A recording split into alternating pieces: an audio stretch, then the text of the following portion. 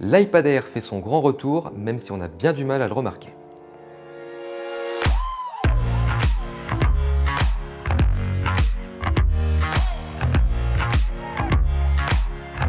Apple a présenté en ce début mars la nouvelle version de sa tablette tactile et le constructeur a jugé bon de rester sur ses acquis en proposant un modèle qui ressemble quasiment trait pour trait à son prédécesseur. Bien évidemment, la marque américaine a opéré quelques modifications techniques pour justifier la sortie de son nouveau modèle et on va voir si ce nouvel iPad Air offre de réelles modifications 1 an et demi seulement après la sortie du précédent modèle.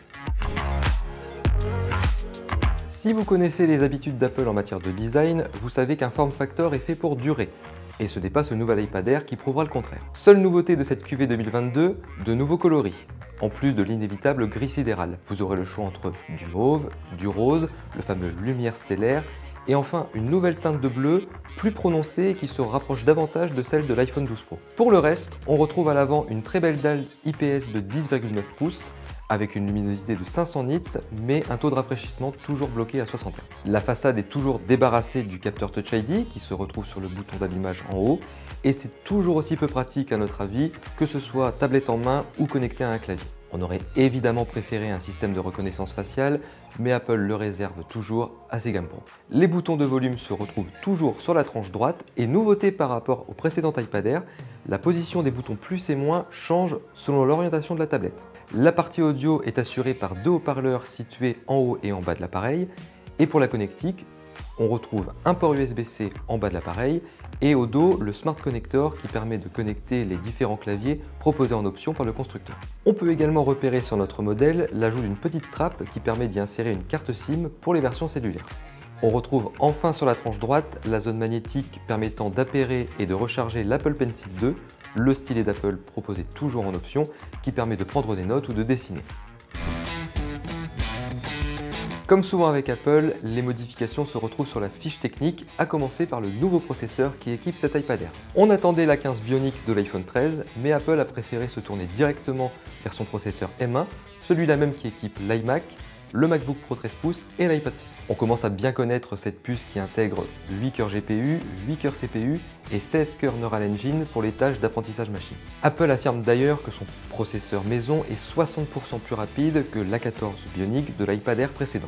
Sans entrer dans le détail des chiffres, nos différents benchmarks montrent que les performances de cet iPad Air sont sensiblement les mêmes que celui de l'iPad Pro. L'iPad Air s'affirme encore plus aujourd'hui comme une tablette à tout faire, à la fois pour consommer et produire du contenu. Le système réagit au doigt et à l'œil et nous n'avons constaté aucune latence, que ce soit l'ouverture des applications ou lors du passage d'une app à l'autre. On retrouve cette même fluidité dans les jeux de l'App Store qui exploitent toute cette puissance disponible pour s'afficher sous leur meilleur jour. Même chose du côté d'applications plus exigeantes comme celle de retouche photo ou de montage vidéo. La puce M1 ne montre aucun signe de faiblesse et les temps de traitement ou de rendu sont quasiment similaires à ceux de l'iPad Pro. Si les professionnels préféreront sans doute se tourner vers des MacBook M1 Max ou Ultra beaucoup plus performants, l'iPad Air sera clairement suffisant pour des particuliers créatifs ou pour des indépendants en quête d'une machine à la fois puissante et nomade. Côté connectivité, Apple propose tout simplement le top du top avec une puce Wi-Fi 6 et, en option plus chère, une connectivité 5G pour de meilleurs débits en mobilité. Parlons enfin rapidement des deux caméras présentes sur ce nouvel appareil.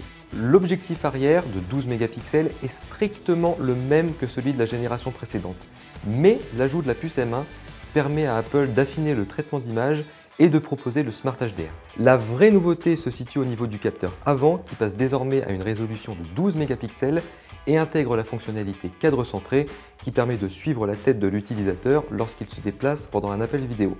L'iPad Air était le seul iPad à ne pas encore en profiter, l'erreur est désormais réparée. Notre petite déception est à chercher du côté de l'autonomie.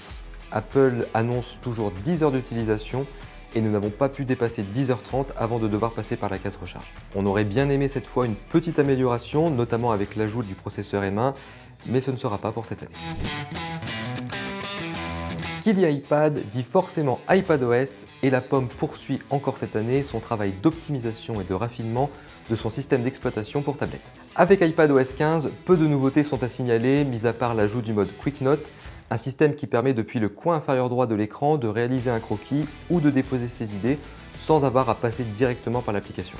Une bibliothèque d'applications a également fait son apparition, ce qui permet de retrouver tous ces logiciels automatiquement classés par catégorie, et on peut noter l'apparition des widgets que l'on peut installer désormais sur les écrans d'accueil.